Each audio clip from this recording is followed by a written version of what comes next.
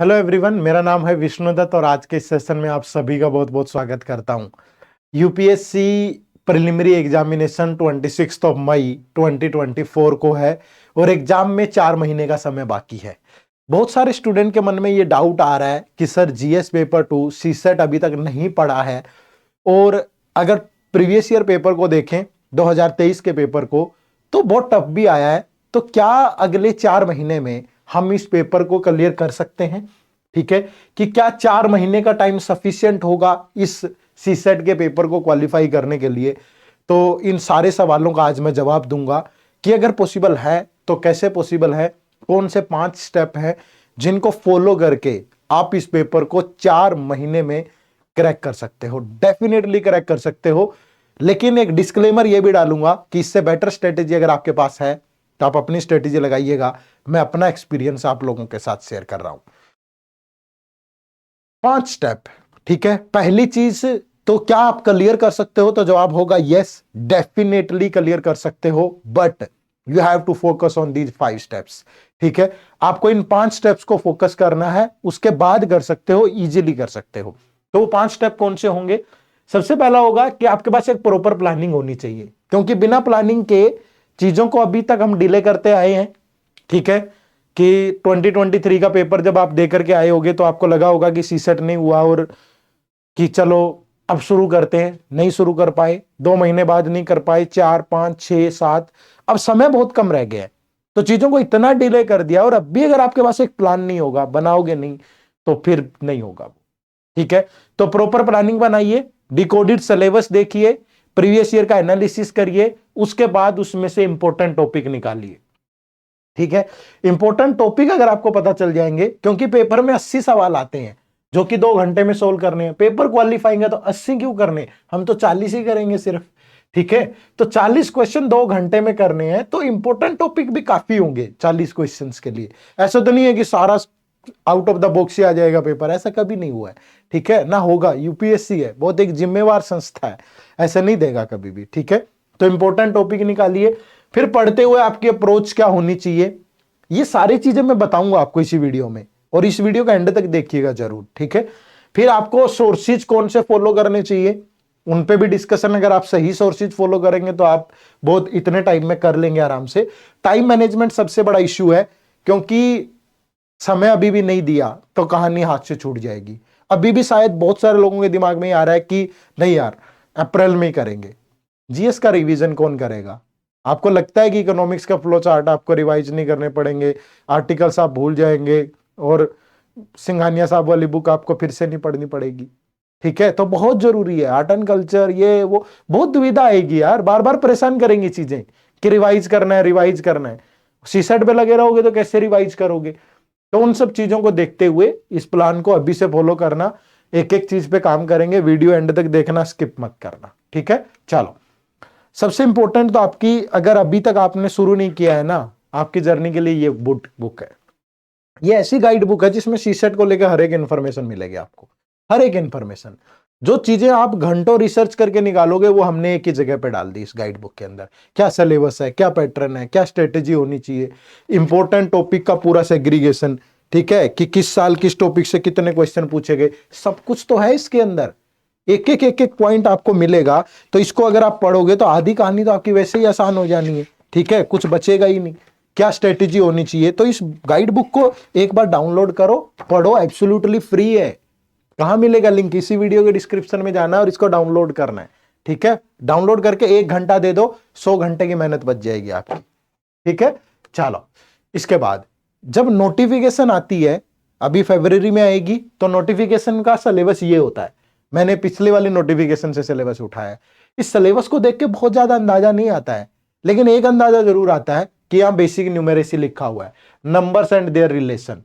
मतलब नंबर और उनके रिलेशन पे वो बहुत सवाल पूछ रहा है। नंबर सिस्टम इंपॉर्टेंट है, परमुटेशन कॉम्बिनेशन इंपॉर्टेंट है। ठीक है, डीआई भी लिखा है, लेकिन पिछले कुछ सालों से सवाल नहीं पूछ रहा, बट ऐसा नहीं है कि आगे आने वाली परीक्षा में नहीं पूछ सकता, पूछ सकता है।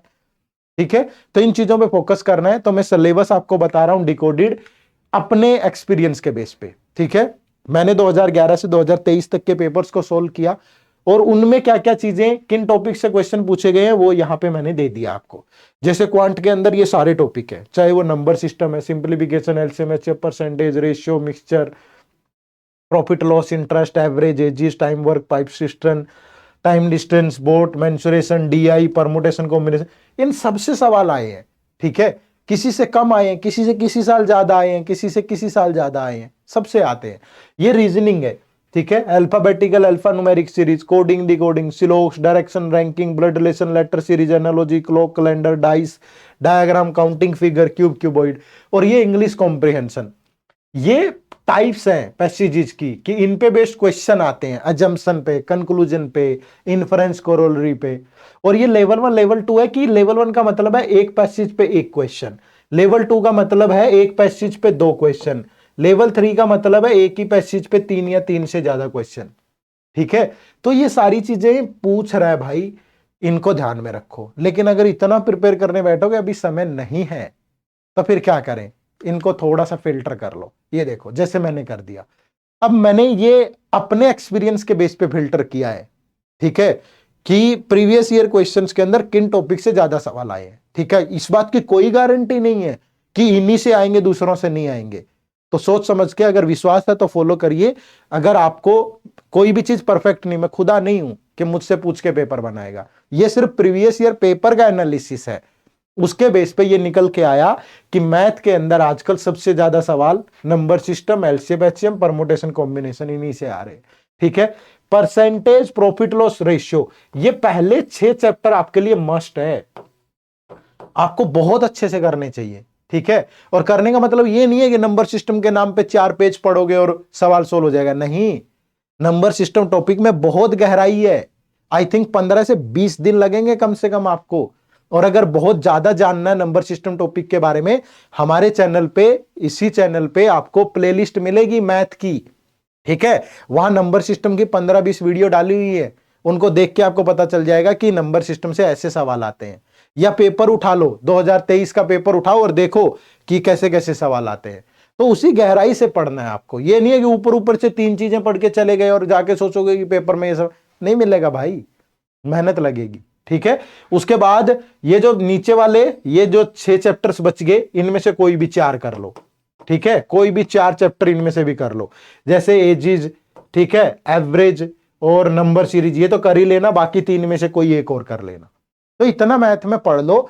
मुझे लगता है कि 80 में से यार 80 सवाल थोड़े सोल्व करने हैं आपको पेपर में, आपको तो 40 ही क्वेश्चन सोल्व करने हैं, क्योंकि पेपर तो क्वालिफाई है।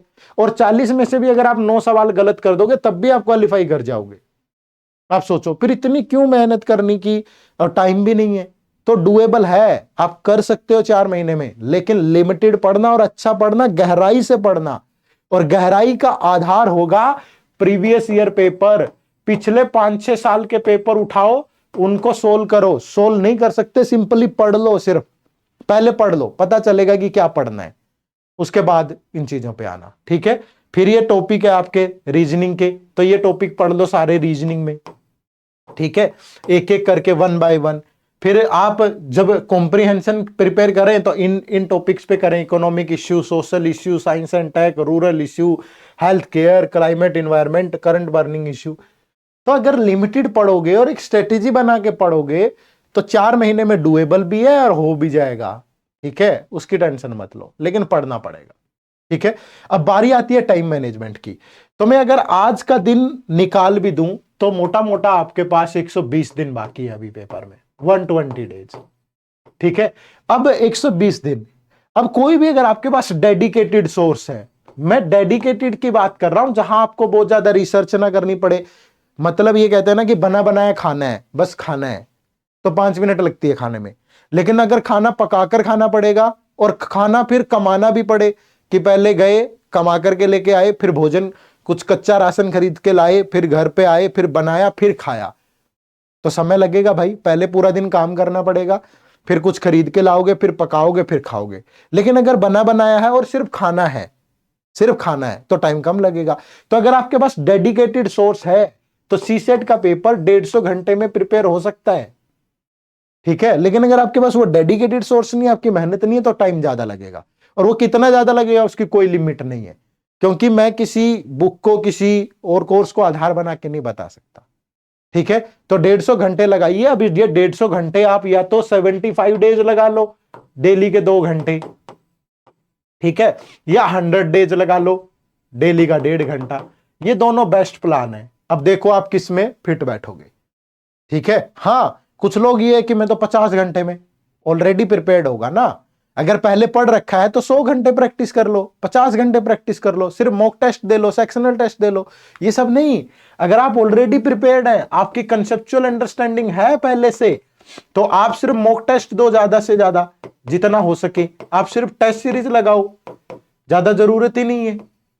ठीक है, लेकिन वो आपको देखना है कि आप किस कैटेगरी में आते हैं, मुझे नहीं मालूम है। ठीक है, उसके बाद सोर्सेज में अगर आप बुक से पढ़ना चाहते हो तो मेरे नजरिए से ये बुक ठीक है।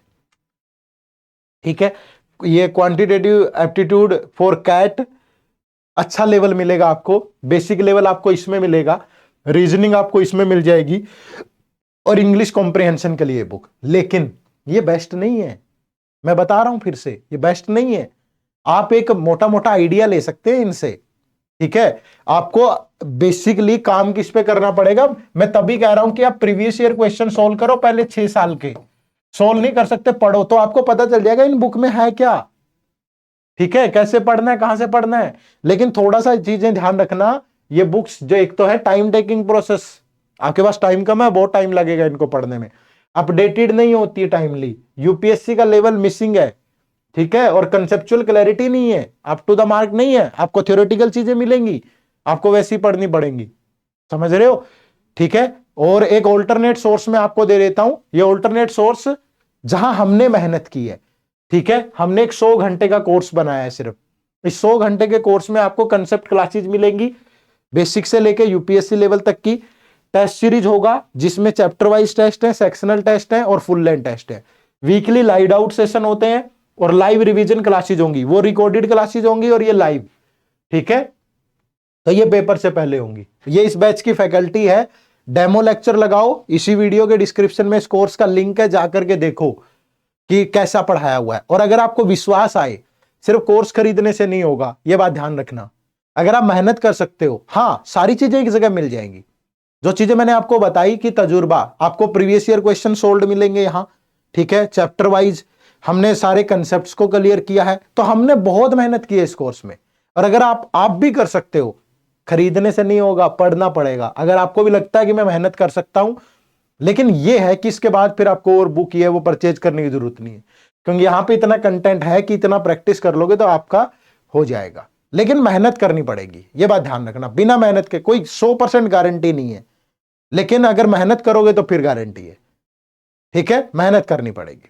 और चेक करिए लिंक इसी वीडियो के डिस्क्रिप्शन में, जाके डेमो क्लास लगाना, पहले देखना कि कैसे पढ़ाया गया है, उसके बाद आइए, अगली मुलाकात क्लास में होगी। ठीक है, तो उम्मीद करूंगा कि ये वीडियो आपको थोड़ा सा कॉन्फिडेंस देगी, थोड़ी पॉजिटिविटी लेके आएगी आपके दिमाग में कि हाँ, इन थोड़े से दिनों में भी पॉसिबल है। ठीक है, और मिलकर के करेंगे इस कहानी को पार, तो फिर क्यों होगा हमारे साथ ऐसा अत्याचार, है ना। चलो मिलते हैं फिर अगली वीडियो में। ठीक है, ये डेफिनेटली सकारात्मक ऊर्जा के साथ, पॉजिटिव एनर्जी के साथ आगे बढ़िए, मेहनत करिए। अगर अब भी डिले किया फिर कहानी मुश्किल हो सकती है। ठीक है, चलो, तो बहुत बहुत शुक्रिया, ऑल द बेस्ट अपनी जर्नी को स्टार्ट करने के लिए, सीसेट के लिए। अगली मुलाकात अगली क्लास में। Thank you very much. जय हिंद, जय भारत।